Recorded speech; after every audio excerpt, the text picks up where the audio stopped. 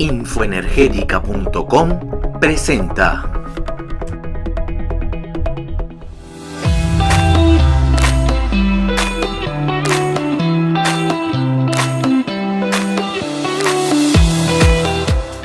Hola a todos, bienvenidos a una nueva charla en Infoenergética. Hoy para conversar y conocer un poquito más acerca de las transacciones en la compra-venta de activos fotovoltaicos. Nos acompañan Kim Kitts, director de Econ. Kim, bienvenido. ¿Cómo estás? También nos acompaña Alfonso de León, director de inversiones de Statkraft. Alfonso, bienvenido, ¿cómo estás? ¿Qué tal? Muy bien, gracias. Y nos acompaña Pablo Otín, CEO de Powertis. Pablo, bienvenido, ¿cómo estás? Hola, muy buenas. Buenos días a todos. Bueno, pues la idea de este panel es arrojar un poquito de luz acerca de cómo se llevan a cabo este tipo de transacciones y entender este mundo de la compra-venta de activos fotovoltaicos. Así que la primera pregunta que me gustaría hacer es más a nivel introductorio. ¿Cuáles son las etapas que se llevan a cabo en este tipo de transacciones, Kim? Pues simplemente iba a empezar con la definición de lo que es una transacción. En mi opinión, hay la financiación de un proyecto que se está desarrollando, está en vías de desarrollo. La segunda es M&A, Mergers and Acquisition, cuando hay compra y venta de activos. En teoría se pueden utilizar metodologías un poquito diferentes en cada una, pero más o menos la idea es siempre igual. Y lo principal, en mi opinión, es siempre tener una visión de cómo se va a desarrollar el mercado y cómo tú crees que se van a desarrollar los precios y los ingresos para ese activo. Por lo general estamos hablando de tipo SPV, Special Purpose Vehicle, donde hay un interés en particular sobre un proyecto o por lo menos un portfolio de proyectos y menos en la cuestión de mirar a grosso modo a una compañía que pudiese tener muchísimas más operaciones. Pero definida en ese contexto, visión de mercado, y porque los demás son mucho más prácticos, de experiencia práctica en esto, le paso yo la pelota a Alfonso y a Pablo. Pues ahora es el turno de pasar la pelota a Alfonso y a Pablo. ¿Qué es lo interesante de un proyecto fotovoltaico para valorar el comprarlo, Pablo?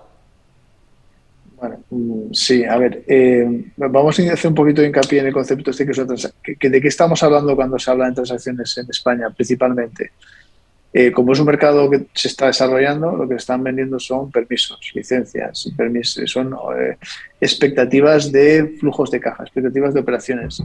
Y aquí las SPVs lo que tienen pues son los terrenos, son ciertos derechos, ciertas obligaciones. Y las operaciones básicamente se circunscriben a expectativas, ¿vale? Aquí tienes un desarrollador que ha tomado mucho riesgo a partir de cero, y hay fondos principalmente institucionales, compañías eléctricas, grandes utilities, que bueno, pues que están mejor, tienen una versión a riesgo diferente, tienen una capacidad diferente, y lo que están haciendo son comprar, digamos, esos estados iniciales, más o menos iniciales, de oportunidades. Y luego se habla mucho también del concepto de portfolio. ¿Qué es el portfolio? Portafolio. Pues básicamente es una agregación de activos. De la misma forma que cuando uno compra o vende compra o vende créditos, una tarjeta de crédito, una Visa, trabaja en múltiples operaciones, aquí la aproximación es parecida. Es decir, bueno, tengo 10 proyectos, hay 5 buenos, 4 regulares y 1 malo.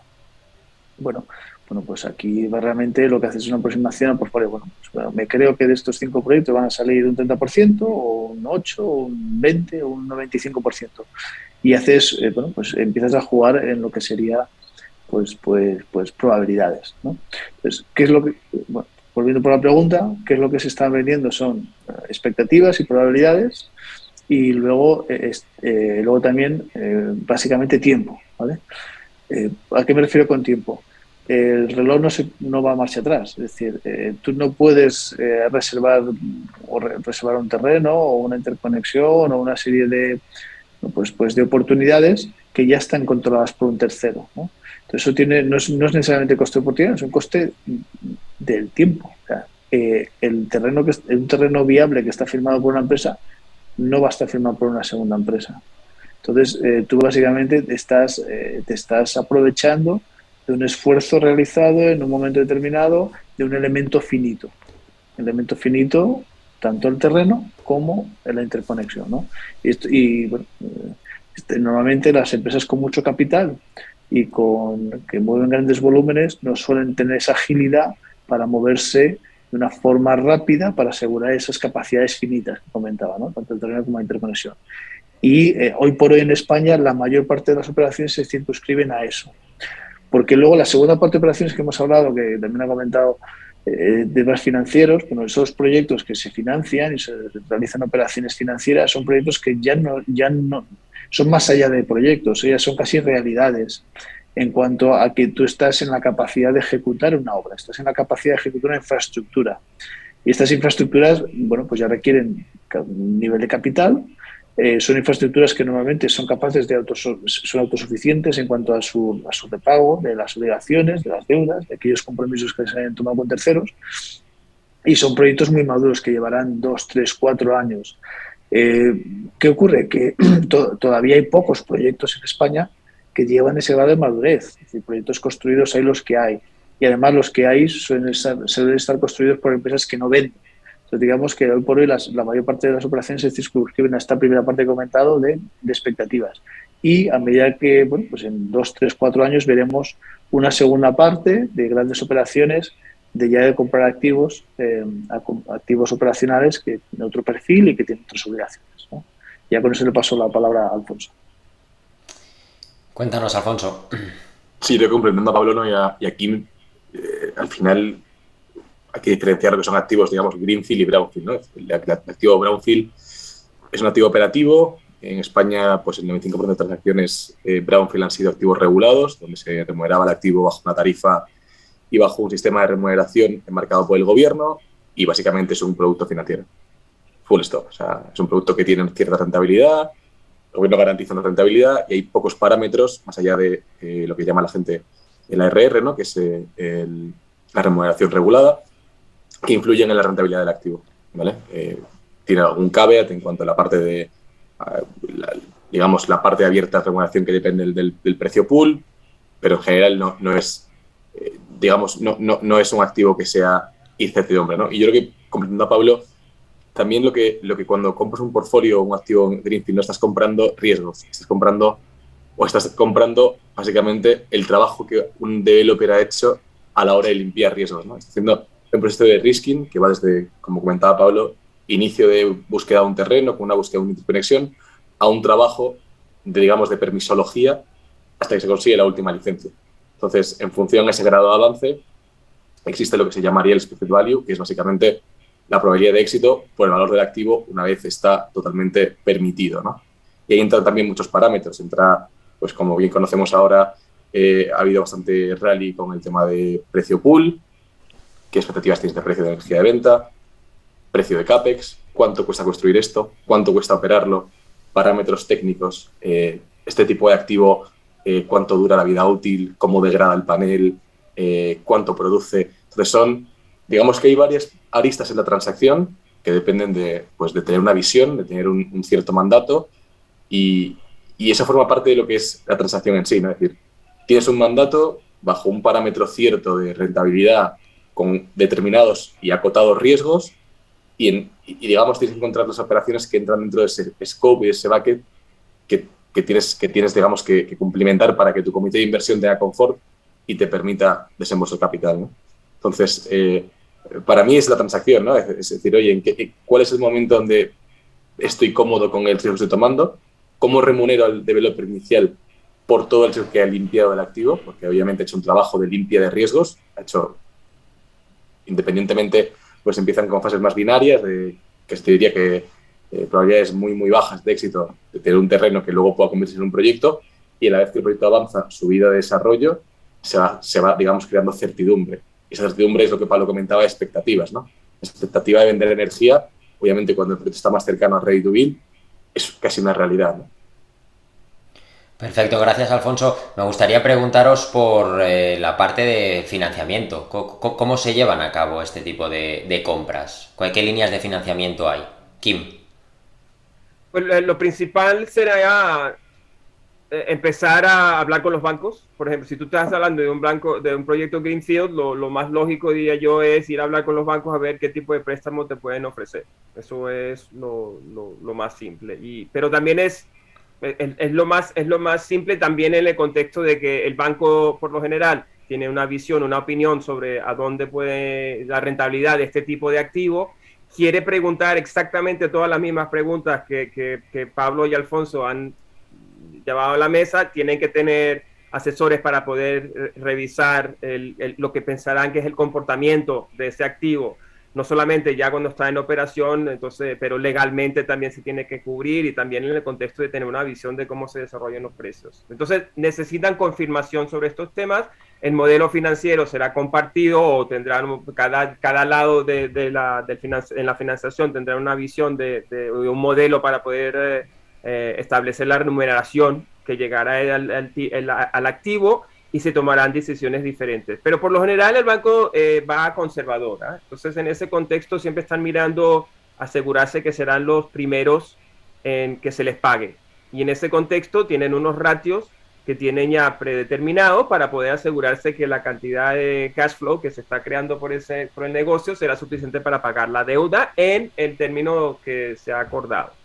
Entre medio hay otros tipos de financiación que se parece más a equity, pero todavía sería un préstamo donde entra gente que tomará un poquito más de riesgo, en particular si estás comprando un proyecto que no todavía está en operación, pues habrán diferentes maneras de buscar financiación para comprar o para llevar a cabo, por ejemplo, tienes un proyecto que está ready to build, lo quieres llevar a que esté produciendo. El banco te mirará un poquito raro porque al fin y al cabo eso es un riesgo muy específico, pero hay entidades que te pueden hacer préstamos para ese pedacito. Entonces tú puedes, dependiendo de qué tipo de riesgo quieres tomar tú como promotor, tú también te puedes organizar para tener diferentes niveles de financiación. Y eso en esa cuestión, los bancos se pueden meter en cualquier cosa, pero digamos que tienen unas líneas demarcadoras de lo que sí pueden y lo que no pueden hacer un poquito más claras que otros. Pero por lo mismo, no es que simplemente o es deuda y todo equity, ¿no? Hay cosas entre medio. Perfecto, gracias Kim. Creo además que los bancos cada vez están más metidos en estas opciones y cada vez ofrecen incluso nuevas formas. No sé si Alfonso o Pablo queréis añadir algo sobre estas líneas de financiamiento, y si lo hacéis también me gustaría conocer cuáles son los principales riesgos o qué piden los bancos. Alfonso, tú que eres experto. Yo creo que hay que diferenciar lo que es, digamos, la financiación para la compra de proyectos versus lo que es la financiación para la construcción de un proyecto. Entonces, para la compra de proyectos en sí, es cierto que los bancos, pues quitando grandes utilities o grandes compañías que tengan balance y puedan financiarse a nivel corporativo para, digamos, una transacción en particular. Por ejemplo, hoy se anunciaba en prensa que SSI, que es la utility de Reino Unido, está comprando todo el portfolio de desarrollo de Siemens Gamesa, la plataforma entera. Básicamente son 4 gigas. Pues ahí yo creo que esa compañía puede perfectamente ir al mercado de capitales o a su pool bancario, pedir un préstamo, un bridge financing, un préstamo a 4 o 5 años para financiar esa adquisición, ¿no? Algo muy puntual. Pero hay que diferenciar eso de lo que sería construcción de activos, ¿no? Lo que sería un poco lo que Kim comentaba en cuanto a Project Finance, ¿no? Una financiación Project Finance es básicamente una financiación que, digamos, la deuda que se levanta para la construcción de ese proyecto se autopaga, se autofinancia con los cash flows generados por el proyecto en sí. Ring fence, es decir, está totalmente aislada de lo que sería el riesgo del sponsor.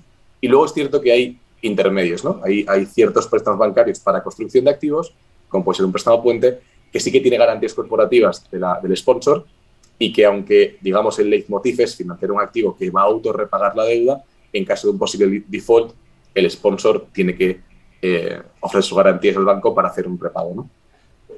Dicho esto, para mí, y siempre lo digo abiertamente, a día de hoy los grandes inversores de espacios renovables son los bancos, son los que más tienen aportado en el capital si ves un proyecto de Project Finance. El ratio de apalancamiento suele estar entre un 50 y un 80%, dependiendo de cómo asegures el cash flow. Los activos regulados, inclusive de los 2000, hay algunos con equity negativo, es decir, el banco ha puesto toda la deuda que hace falta en el capital stake. Entonces, ¿cómo muchas veces escucho, es que los bancos no entienden el negocio, es que los bancos se cubren demasiado? Bueno, pues que los bancos están poniendo el 70% del capital, ¿no? Entonces, es cierto que están tomando mucho riesgo, son a nivel de cascada seniority los que primero cobran y tienen que asegurarse que cobran y piden unas garantías adicionales. Unas garantías de que el cash flow que se genera del activo va a cubrir con creces el servicio de la deuda, es decir, oye, el pago del principal más el interés de ese año se va a cubrir con lo que el activo genera en sí, y de la manera que dimensiona la deuda, pues obviamente se crean unos colchones de crediticios para asegurarse que eso funcione, ¿no? Y luego, pues, Kim es un experto, pero el proceso de due diligence de un banco para financiar, pues ellos tienen que hacer, digamos, un dimensionamiento de los flujos a futuro de caja. Si tienes un PPA, pues lo tienes mucho más sencillo porque hay una parte de la línea de revenues que es básicamente está contratada, pero luego hay una gran discusión, y creo que es el tópico más candente, qué curva se usa para dimensionar ingresos. Y eso, ahí Kim obviamente pues tiene muchísima experiencia, pero es un tema que a día de hoy, con la volatilidad que hay en precios, sobre todo en precio pool, el gobierno interviniendo en ciertos aspectos, es muy difícil de determinar, ¿no? Con lo cual los bancos están siendo muy conservadores a la hora de determinar cuál es el precio pool a futuro, y sobre todo no solamente el precio pool, o sea, no es el precio baseline, sino cuál es el precio capturado para cada tipo de tecnología, ¿no? Y ahí también entramos en otro debate de cuál es el quality factor que afecta a cada uno de los activos y por qué hay un consultor que está opinando que el quality factor se va al 70, al 50% y otro que no, ¿no? Entonces ahí hay una discusión un poco más teórica y un poco más técnica en cuanto a precio de commodities, rollover de renovables, coste de capital, CAPEX, etc., ¿no? Entonces, yo creo que es una conjunción de muchos parámetros, pero la realidad es que ni las financiaciones son sencillas y creo que se añade bastante valor utilizando buenos consultores para, digamos, reforzar el caso base de la empresa a la hora de financiar un proyecto, ¿no? Que básicamente entiendo que, bueno, cada uno tendrá su mandato, tendrá su como digo yo, su regla de juego en casa, pero quieres que tu asesor técnico empuje el banco a lo máximo posible a que tu modelo de negocio esté lo más parecido al suyo, ¿vale? Perfecto. Gracias, Alfonso. No sé si Pablo ¿quieres añadir algo? Un comentario final. El tema financiero, que al fin y al cabo este es un negocio financiero. La energía no deja de ser un negocio financiero, es una infraestructura que requiere muchísimo capital. Además, el capital va por adelantado, porque tenemos unos costes operacionales mínimos o casi mínimos.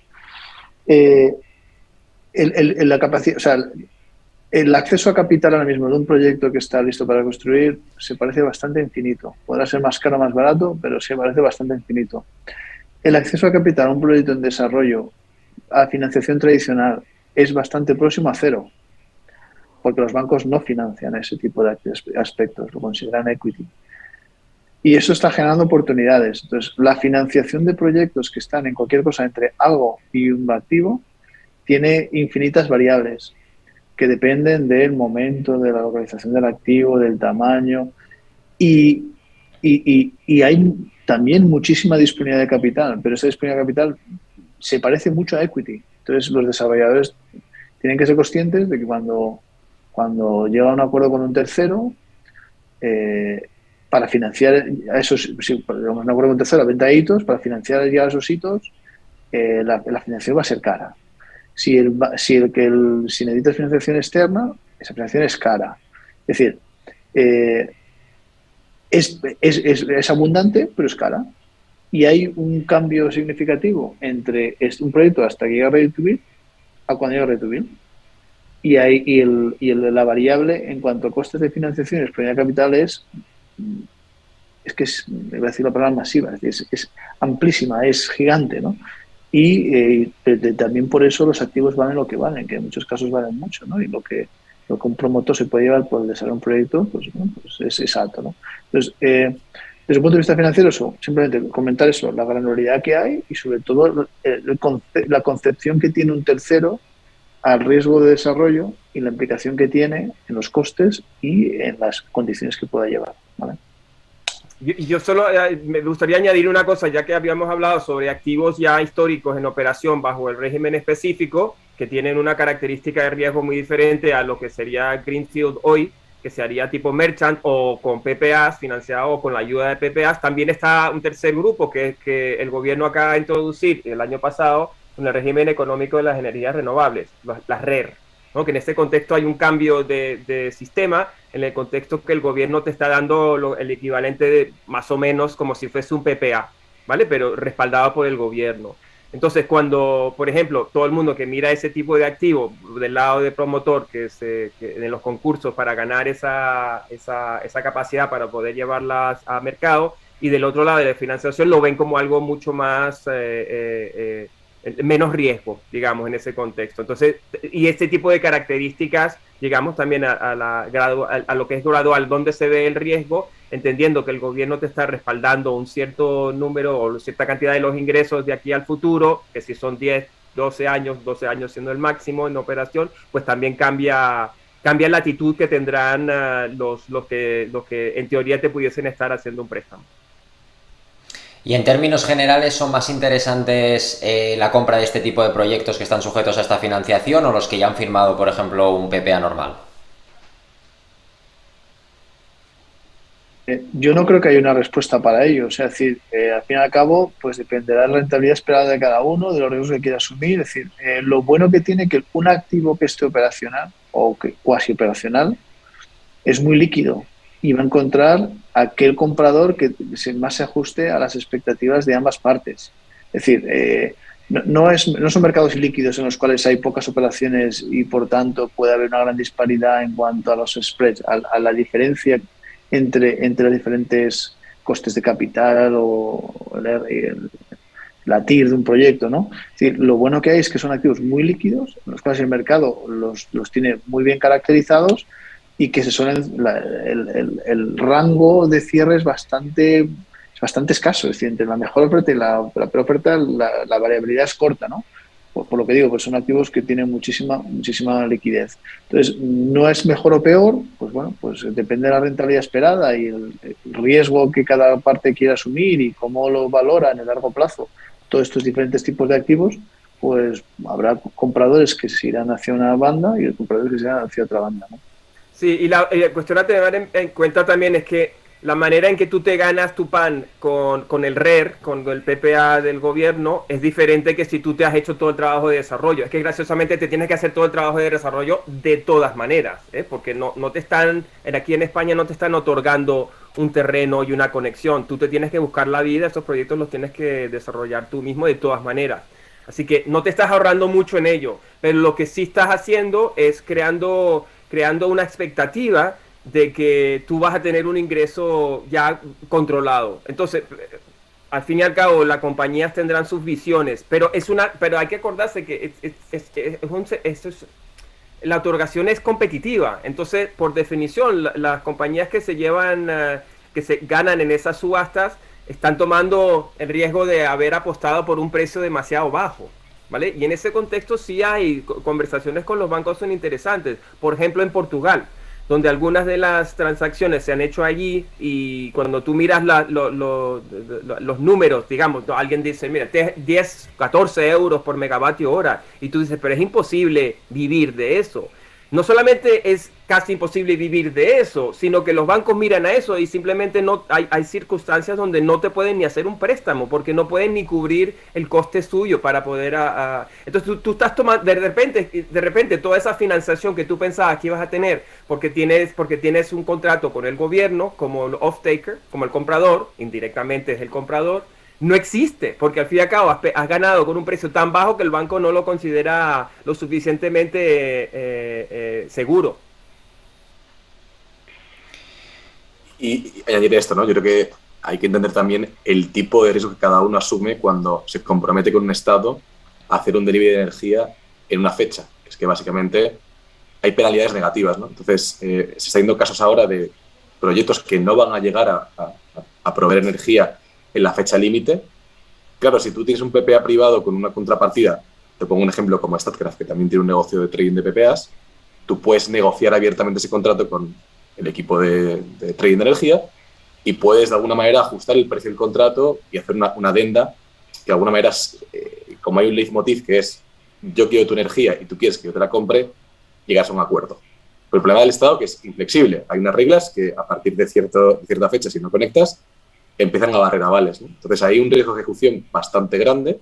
O sea, no solamente el riesgo que existe de poner un precio muy bajo porque por cualquier motivo tengan expectativas de precio distintas, ¿no? Porque entre que haces la oferta para la subasta hasta que construyes puede pasar 24 meses, 30 meses y puede haber un cambio como el que ha pasado, ¿no? Un incremento de un 25% o un 20% en el precio de construcción de los activos que hace que ese precio de subasta no sea rentable a día de hoy.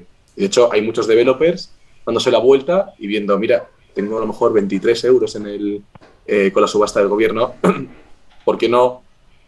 No sé, voy a ver cuánto me cuesta crear un PPA nuevo, pagando penalidades. Ya está la gente, digamos, articulando mecanismos de salida de ese PPA que en ese momento parecía que era un buen proyecto y que la rentabilidad pues cuadraba con tus expectativas, pero a día de hoy, cuando la realidad es, ahora tengo ya cara y ojos del proyecto y como comentaba Pablo, el proyecto ha ido tomando forma y ya no es un proyecto, es una realidad, es que el coste de construir esto ha aumentado un 25%. Y sin embargo, yo tengo un PPA que encima no se ha inflacionado, pero que es un precio flat, que no está linkeado a la inflación, que tengo que cumplir en tiempo y forma y que no llego. O sea, es que no llego ni por precio ni por timing. Entonces, tengo doble penalidad, ¿no? Entonces, es un riesgo bastante grande y del punto de vista seguro, pues tampoco quiero ser yo un agorero, pero el gobierno español tampoco ha demostrado tener mucha consistencia en sus políticas de remuneración de los activos, ¿no? Entonces, entre tener un PPA efectivamente, entre tener un PPA de 12 años con el gobierno, donde puede haber volatilidad en toma de decisiones, a tenerlo con una compañía privada, no tiene por qué ser Statkraft, pero puede ser Iberdrola, Endesa, EDP, que tiene un balance, unas garantías del contrato de PPA y que es un contrato bien establecido, pues si yo fuera un banco y un financiador que estaba en esos zapatos, pues quizá a lo mejor el PPA corporativo de una contrapartida, que a lo mejor incluso tiene mejor rating que el gobierno español, me parece algo más seguro. Pero bueno, también entiendo que hay una parte política de que el gobierno tiene que apretar para que los bancos den prelación a la hora de financiar activos de la subasta y se junta un poco intereses dispares, ¿no? Pero yo creo que a nivel de la pregunta de Andrés de qué beneficios tiene ese tipo de activos, para mí ninguno. Para mí es un arma de doble filo. Tienes digamos, un precio determinado hace 30 meses con un riesgo de desarrollo y sin conocer los parámetros de CAPEX que te van a permitir construir y tener rentabilidad, ¿no? Entonces, Pablo lo conoce bien. Hemos trabajado en alguna subasta en Brasil donde lo que el precio parecía fantástico, cuando se da la vuelta al mercado, no es tan fantástico, ¿no? Claro. Sí, hay una realidad y es que nos olvidamos que estos son infraestructuras que llevan tiempo y la hoja Excel lo aguanta todo hasta que no lo aguanta. Entonces, y que el banco no toma riesgos. O sea, el coste del banco será el 5, el 7, el 2, el 9, el número que sea, no sé. Pero no son múltiplos y no toma riesgos. Y entonces, bueno, porque su misión es esa. O sea, es que por eso son bancos y no son desarrolladores. O sea, me explico, cada uno tiene su función en la vida, ¿no? Y los timings son en el mundo hasta el 2020, por desgracia con la pandemia y hasta que lo va a pasar lo que pasa en Europa del Este, pues el mundo era más o menos estable. Había ciertas proyecciones y predicciones, pero el mundo ha dejado de ser estable, ¿no? Y ahí y los desarrolladores, pues bueno, pues empezamos a entrar en ciclos. Los ciclos antes más o menos eran muy largos en los países estables y más o menos cortos en los países menos estables, más emergentes. Ahora los ciclos son cortos en todas partes, ¿no? Y te puedes encontrar en el lado malo del ciclo muy rápidamente. Entonces, bueno, eso es un tema que hay que tener en cuenta, ¿no? Un activo, bueno, pues es un activo que puede encontrarse un ciclo o varios actualmente y te puedes encontrar en el lado malo del ciclo pues de forma inesperada. Perfecto. Muchas gracias, Pablo. Pues con esa reflexión cerramos además por tiempo este panel. Quedan más temas, pero seguro que los podemos tratar en un futuro porque hay mucho desconocimiento, yo creo, todavía sobre este tipo de operaciones. Así que muchas gracias, Kim, por tu participación y por tu tiempo, como siempre. Un placer, gracias. Gracias también, Alfonso, igual por tu participación y por tu tiempo. Un placer. Y gracias también, como siempre, Pablo, por tu tiempo y por participar. A vosotros, un saludo muy fuerte. Gracias, espero que os haya parecido interesante esta charla y nos vemos en un próximo vídeo.